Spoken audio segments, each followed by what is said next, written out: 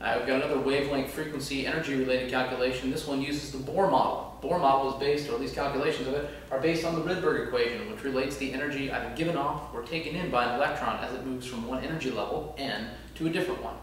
So we're going to have to do three separate calculations. First, we're going to have to figure out how much energy is emitted in the transition.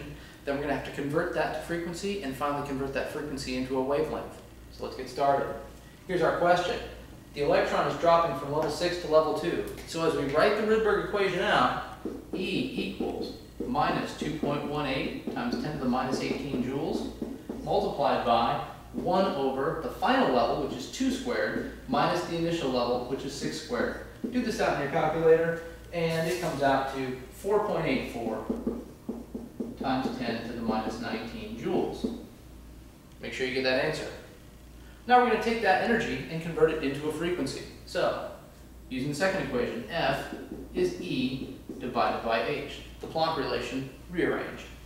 So, 4.84 times 10 to the minus 19 joules divided by Planck's constant, 6.626 times 10 to the minus 34 joule seconds. Cancel. And that comes out to 7.31 times 10 to the 14th 1 over seconds, or hertz.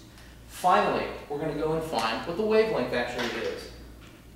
So we look at our wavelength frequency relationship. Lambda equals c divided by f, which is going to be 3.0 times 10 to the 8th meters per second. It's an 8.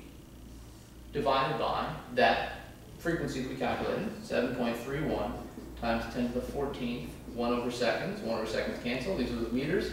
And that gives us a wavelength of 410, or 4.10 times 10 to the minus 7 meters, or 410 nanometers, which is appropriately blue. Very dark blue, more indigo. So there we've got all three of our calculations. Use the Rydberg equation to determine the energy done by the electronic transition, convert that energy to a frequency, and use the frequency to find the wavelength. There you go.